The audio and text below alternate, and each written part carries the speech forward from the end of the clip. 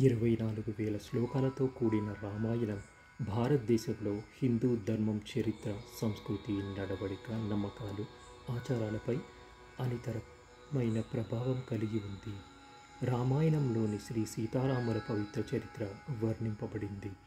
తండ్రి కొడుకులు, భార్య భర్తలు, అన్నదమ్ములు, యజమాని సేవకులు, మిత్రులు, రాజు ప్రజలు, భగవంతుడు భక్తుడు, వీరందరి మధ్య గల సంబంధ బాంధవ్యములు, ప్రవర్తనా విధానములు రామాయణంలో చెప్పబడినవి.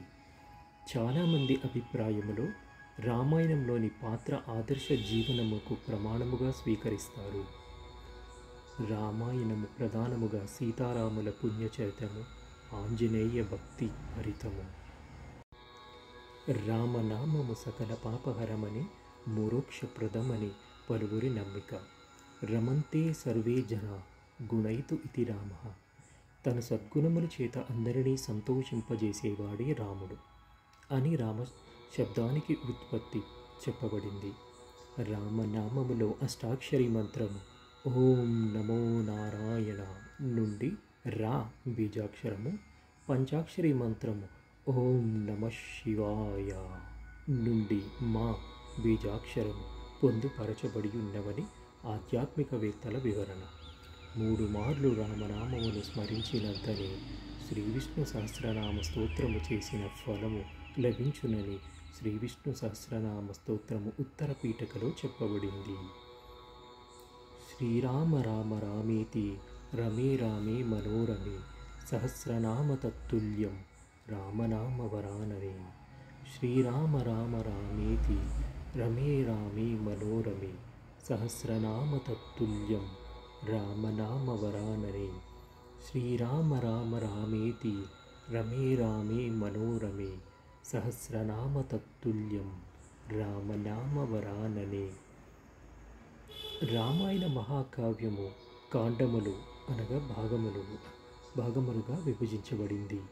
వాస్తవానికి వాల్మీకి రాసిన రామాయణంలోని 6 కాండాలు మాత్రమే. మొత్తం 24,000 శ్లోకములు అంటే శతకోటి అక్షరములను కూడా చెబుతారు. 7వ కాండముగా అయిన ఉత్తరకాండము వాల్మీకి రచన కాదంటారు. కాండం అనగా చెరుకుగడ, కణుపు అని అర్థము. రామాయణ కథనము చెరుకు వలె మధురమైనది గనుక ఈ పేరు సమంజసమని పండితులు వివరిస్తారు. ఒక్కొక్క కాండంలోని ఉపభాగాలు సర్గలు అంటారు. ఈ కాండములోని బాలకాండ, అయోధ్యకాండ, అరణ్యకాండ, కిష్కింధకాండ, సుందరకాండ, యుద్ధకాండ మరియు ఉత్తరకాండము. రామాయణానికి సంబంధించిన స్థలాలు మరియు ఆలయాలు ప్రముఖంగా అయోధ్య, భద్రాచలము, రామేశ్వరము, చిత్రకూటము, లంక, రామసేతు. వాల్మీకి మహర్షి రామాయణాన్ని శ్రీరామ పట్టాభిషేకానికో రావణ సంహారానికో పరిమితం చేయలేదు. సకల వేదాల సారాన్ని, ఉపనిషత్తుల రహస్యాలన్నీ ఉడుపుగా ఇమిడ్చాడు. వ్యక్తి ధర్మం, రాజధర్మం, పుత్రధర్మం అన్నిటికీ మించి మానవ ధర్మం రామకథలో అంతర్లీనం.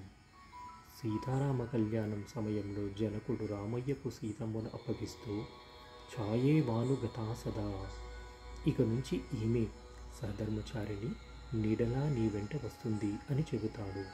అతను ఆమెకు నీడ, ఆమె అతనికి నీడ. ఇంతకు మించిన వివాహ ధర్మం ఏముంటుంది? రామాయణం అంటేనే రాముడు నడిచిన దారి. వాల్మీకం చదవకపోతే ఓ విలువల మార్గం శాశ్వతంగా మూసుకుపోతుంది. రామాయణం నిజంగానే మహాకావ్యం. 7 భాగాలు, 500 అధ్యాయాలు, 24,000 పద్యాల సమూహారం. ప్రతి అధ్యాయాన్ని సర్గ అంటారు, ప్రతి పద్యాన్ని శ్లోకం అంటారు. రామాయణం పేరుకి రామకథే కానీ నదులు, పర్వతాలు, అడవులు, వివిధ దేశాలు, అనేకానేక లోకాల కథాక్రమంలో ప్రస్తావనకు వచ్చాయి. భిన్న జాతులు, మనుషుల్ని, వృక్షాల్ని, పశుపక్షాదుల్ని పరిచయం చేశాడు వాల్మీకి. ఎంతోమంది రాజులు తారసపడుతుంటారు. వారి వంశాలు తెలుస్తాయి. ఆ ప్రకారంగా రామాయణంలోని చరిత్ర ఉంది, భౌగోళ్యం ఉంది, జీవ జంతు శాస్త్రాలు ఉన్నాయి. ఇక మంచి చెడుల విషయానికి వస్తే ఇది అచ్చమైన విలువల వాచకం. యుద్ధ వ్యూహాలు, రణతంత్రాలు కూడా ఉంటాయి. అయితే మా ఈ యూట్యూబ్ ఛానల్ రామాయణ కథను ఇప్పటి జనులకు వ్యాప్తి చేయడానికి ఉపయోగిస్తున్నాము. దయచేసి సబ్స్క్రైబ్ చేసి నలుగురికి తెలియచేయండి. ఇక త్వరలోనే ఎపిసోడ్స్ వారీగా వీడియోస్ వస్తాయి. సర్వే జన సుఖినో భవంతు. జై శ్రీరామ్.